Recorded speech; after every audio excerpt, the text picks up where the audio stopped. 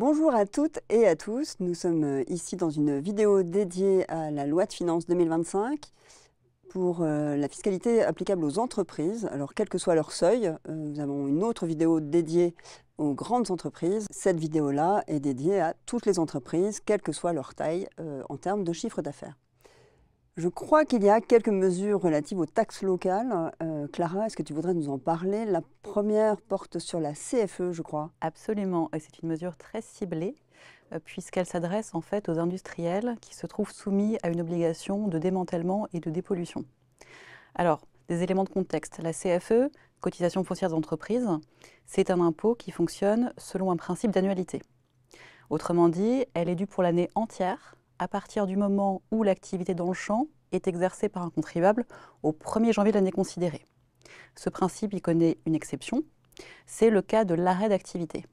Dans ce cas, une fois que l'activité est arrêtée, on cesse de payer la CFE pour les mois restants à courir. Cette exception, elle connaît deux exceptions actuellement. La première, c'est en cas de cession. La seconde, c'est en cas de transfert d'activité. Eh bien, la loi de finances pour 2025, elle vient créer une troisième exception à l'exception, qui est très particulière, puisque ça va être le cas où l'arrêt d'activité, elle s'accompagne en fait d'une obligation de démantèlement et de dépollution du site en application des dispositions du Code de l'environnement. Et donc l'idée, c'est que le CFE va être dû du moment de l'arrêt de la production jusqu'à la remise en état du site. Mais suivant les sites, en fait, cette période peut être excessivement longue. Ça peut être très long. Alors il y a une petite exception qui est ménagée pour les entreprises en difficulté, mais ce qu'il faut savoir, c'est que c'est une mesure qui a été adoptée au fil des débats parlementaires devant le Sénat, avec un avis défavorable du gouvernement. Et la motivation qui sous-tendait en fait cette mesure nouvelle, c'était de dire on va inciter les industriels à remettre vite en état et on va lutter contre la prolifération des friches à l'abandon. Bonne mesure, alors. Donc une autre mesure sur les taxes locales, c'est la fameuse l'Arlésienne de la disparition de la CVAE. Alors qu'en est-il? Est-ce qu'elle va véritablement disparaître un jour? Alors ça, on n'est pas encore sûr, mais a priori, ça devrait être le cas. Le calendrier est juste à nouveau décalé. Pour les éléments de contexte, vous vous souvenez peut-être que la loi de finances pour 2023, elle était venue diviser par 2 les taux de CVAE et elle avait inscrit dans la loi elle-même d'ailleurs la suppression totale de la CVAE au 1er janvier 2024. Et puis pour des considérations budgétaires, la loi de finances pour 2024, elle était revenue sur cette suppression en 2024. Elle avait étalé un calendrier de suppression progressive. L'idée, c'est de faire baisser les taux progressivement et de fixer une suppression totale au 1er janvier 2027. Bon, sans surprise, la loi de finances pour 2025, elle revient à nouveau sur ce calendrier. Et ce qui est prévu, c'est un mécanisme de gel des taux de la CVAE pour quelques années, jusqu'en 2027, puis une baisse progressive, et puis, a priori, une suppression totale au 1er janvier 2030. Alors, une petite particularité, c'est que initialement, le projet de loi de finances pour 2025, il prévoyait de rehausser le taux de CVAE maximum pour 2025 à 0,28%. Bon, vous le savez, les débats parlementaires ont été particulièrement mouvementés et le projet de loi n'a pas pu être adopté au 31 décembre. Et donc, la CVAE, c'est un impôt qui prend son fait générateur au 1er janvier. Donc il était impossible de passer ce taux à 0,28%, sauf à prendre un risque majeur en termes de rétroactivité fiscale. Mais le législateur a trouvé une petite astuce. On va garder pour 2025 le taux qui était prévu par la loi de finances 2024, donc 0,19% de taux maximum. Mais on va y adjoindre une contribution additionnelle, exceptionnelle pour 2025 seulement, qui va avoir pour effet de porter le taux effectif maximal de CVAE en 2025 à 0,28%. Les taux vont être ensuite gelés à 0,28% en 2026 et 2027. En 2028, on va repasser à 0,19%. 2029, ce sera symbolique puisque ce sera 0,09%. Et si tout va bien, suppression totale au 1er janvier 2030. Alors un petit mot sur cette fameuse contribution additionnelle qui permet de maintenir le taux de 0,28 pour 2025. L'idée, c'est que c'est un genre de surtaxe sur la CVAE qui va être calculé au taux de 47,4% sur le montant de la CVAE 2025. Et il va falloir payer un acompte. Alors je ne sais pas si on peut parler d'acompte, puisque c'est quand même 100% du montant de cette contribution qu'on va calculer sur la base de la CVAE due pour le deuxième acompte de CVAE. Et il faudra s'en acquitter au 15 septembre 2025.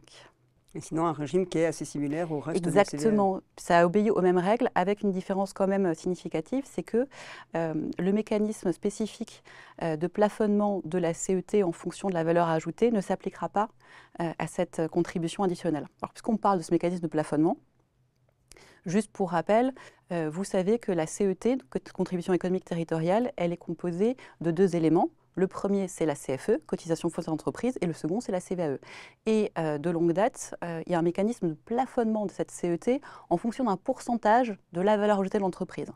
Et donc, les taux de plafonnement, ils vont être modulés sur les années à venir pour tenir compte des variations à la hausse et à la baisse des taux de CVAE. Donc pour 2025, on aura un taux à 1,438%.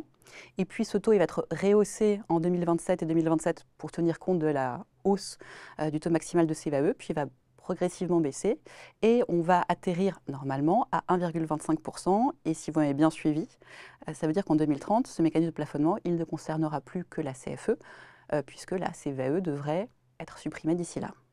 Eh bien, merci Clara. Moi, ce que je retiens, c'est que peut-être en 2030, on n'aura plus de CVAE. Peut-être. Peut-être. Alors, une autre disposition qui est prévue par la loi de finances et qui est assez majeure pour les groupes, c'est la déclinaison fiscale du régime de neutralité fiscale avec les nouveaux cas de fusion qui ont été prévus par l'ordonnance de 2023. Donc avant de regarder les aspects fiscaux, Simon, est-ce que tu peux nous rappeler ce qu'a dit cette fameuse ordonnance de 2023 ? Oui, tout à fait. Il me semble indispensable de repréciser le cadre global d'une ordonnance qui a presque 2 ans. Donc on peut prendre que le droit fiscal a pris son temps pour venir adapter un régime dédié à ces nouvelles opérations. Cette ordonnance du 24 mai 2023, qui a été en réalité suivie par un décret le 2 juin 2023, venait en réalité transposer une directive européenne assez ancienne, puisque finalement datée de 2019. Et portant sur la simplification et l'harmonisation des fusions nationales et transfrontalières et opérations assimilées. Cette ordonnance, elle comportait 2 pans principaux. Le premier étant relatif à ces fameuses opérations transfrontalières et avec une volonté plus ou moins réussie de simplifier ce type d'opération. Et le second pan qui nous intéresse un petit peu plus aujourd'hui portait sur les opérations domestiques.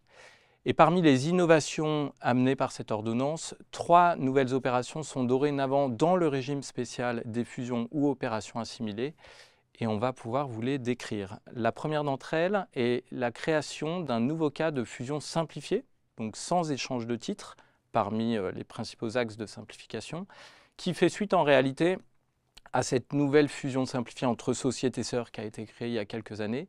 Dorénavant, lorsque l'on a une ou plusieurs sociétés absorbées qui sont détenues par les mêmes actionnaires, on va pouvoir mettre en place un régime de fusion simplifiée du moment qu'on maintient les mêmes quotités de détention avant et après la réalisation de ces opérations. Notre sentiment préliminaire, c'est que ce sera moins fréquemment usité que ne le sont les fusions simplifiées entre sociétés sœurs, tout simplement parce que cette configuration est moins fréquente. La seconde opération qui est concernée, en fait, est vraiment la vraie révolution de cette ordonnance, c'est la création de ce qu'on appelle une scission partielle, similaire à cette opération qu'on connaît très bien d'apport-distribution, et qui existe depuis bien longtemps dans la plupart des pays européens. Elle était appelée de nos voeux par les praticiens et de la doctrine depuis fort longtemps. Donc, il s'agit d'une innovation extrêmement intéressante d'un point de vue juridique et fiscal. Et donc, on a aujourd'hui un régime unifié. Il s'agit d'une opération par laquelle une société va pouvoir apporter certains de ses actifs et éventuellement de ses passifs, a priori dans le cadre d'un apport de branche d'activité, à une autre société, qui va donc émettre des titres en rémunération. La nouveauté de ce régime est que les titres ne seront plus émis au bénéfice directement de la société qui apporte, mais des actionnaires de celle-ci. Et donc, cela va permettre d'éviter une étape qui était toujours pénible dans le cadre des apports-distribution, qui consistait à faire remonter ces titres de la société apporteuse à ses actionnaires. Et la troisième opération qui est concernée par l'ordonnance appelle en réalité moins de commentaires techniques parce qu'elle s'avère moins novatrice que les 2 précédentes. Il s'agit de l'extension des régimes des apports partiels d'actifs simplifiés à certaines formes sociales et notamment aux SARL. Bien, merci beaucoup, c'est beaucoup plus clair. Merci Simon. Alors, que prévoit la loi de finances, François, à ce titre ? Deux choses. D'abord, effectivement, l'extension du régime de faveur, du régime de neutralité fiscale à ces nouvelles opérations. Les plus-values latentes qui sont en principe constatées par la société apporteuse ou absorbée sera mise en sursis, donc ne sera pas immédiatement imposable. S'agissant des fusions, le boni de fusion, donc le boni d'annulation des titres, ne sera pas non plus imposable. Et s'agissant des scissions partielles, on va étendre le régime dont parlait Simon, qu'on connaît bien, du régime des apports-attributions, en exonérant de l'impôt de distribution l'actionnaire qui va recevoir les titres de la société bénéficiaire de l'apport directement, suivant cet apport. C'est une réforme qui était nécessaire? Alors, avant ça, juste, il y a deux points. Elle était nécessaire aussi parce qu'il fallait adapter le Code général des impôts à ces nouveaux cas. Tu l'as dit, Simon, dans les fusions simplifiées, sans émission de nouveaux titres, on a une variation d'actifs nets de la société absorbante. Et cette variation d'actifs nets, sans un texte fiscal spécifique, est taxable. Donc, la taxation de cette variation d'actifs nets est évitée. Et puis, on a également un mécanisme qui permet de poursuivre la durée de détention des titres pour deux sujets très importants qui sont d'un côté le régime Murphy, qui nécessite une durée de détention de 2 ans, et le régime des plus-values à long terme, qui lui aussi nécessite une durée de détention de 2 ans. Donc on a un mécanisme qui permet de poursuivre cette détention, malgré l'opération de fusion ou de scission partielle, et par un jeu de règles de 3, de déterminer la durée de détention des titres de la société bénéficiaire ou absorbante. Alors après, pour répondre à ta question, est-ce que c'était nécessaire? Oui, c'était nécessaire, puisque on sait depuis maintenant quelques années que la définition des fusions et opérations assimilées qui est contenue dans l'article 210.0a, elle est fondamentale. On l'a su il y a quelques années lorsque la dissolution sans liquidation n'était pas incluse et qu'elle ne pouvait pas bénéficier de ce fait du régime de faveur. Et puis on le sait régulièrement lorsqu'on est interrogé par nos collègues étrangers sur des opérations que l'on connaît mal en droit français et qui ne remplissent pas exactement les conditions. Et donc on était face à un espèce de paradoxe.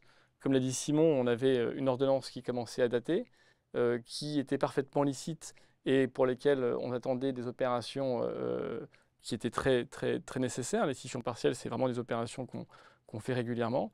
Et néanmoins, on n'avait pas de régime fiscal. Donc c'est assez amusant d'ailleurs parce que on n'avait pas de régime fiscal, ça n'a pas empêché, semble-t-il, certains de faire ces opérations. Et ça a nécessité dans la loi de finances qu'on ait là encore un effet rétroactif, puisque ce régime de faveur va s'appliquer non pas à compter de l'adoption de la loi, mais à compter des opérations qui ont été réalisées sur le fondement de l'ordonnance de 2023.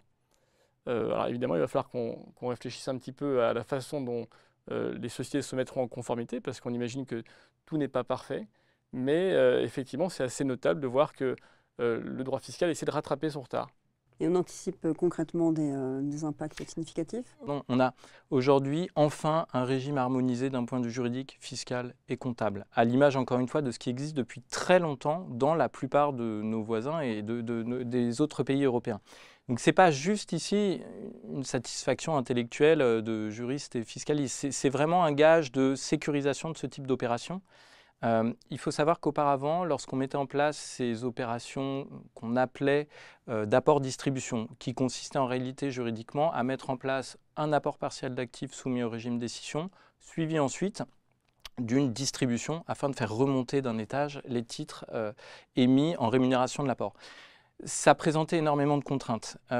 Tout d'abord, il fallait que la société apporteuse qui percevait ces titres, elle présente ou bien des capacités distributives ou un niveau de capital social qui permettait de réaliser juridiquement la remontée des titres. Par ailleurs, il y avait un débat omniprésent sur la valeur à laquelle cette distribution devait être effectuée. Et en réalité, ni dans le Code de commerce, ni dans le droit comptable, on avait un régime spécifique propre à cette distribution, ce qui laissait du coup lieu à une certaine incertitude. Et on s'est même retrouvé dans cette situation où finalement c'était le droit fiscal qui contraignait à des situations parfois atypiques, où on voyait des remontées de titres à des valeurs différentes de leur valeur vénale.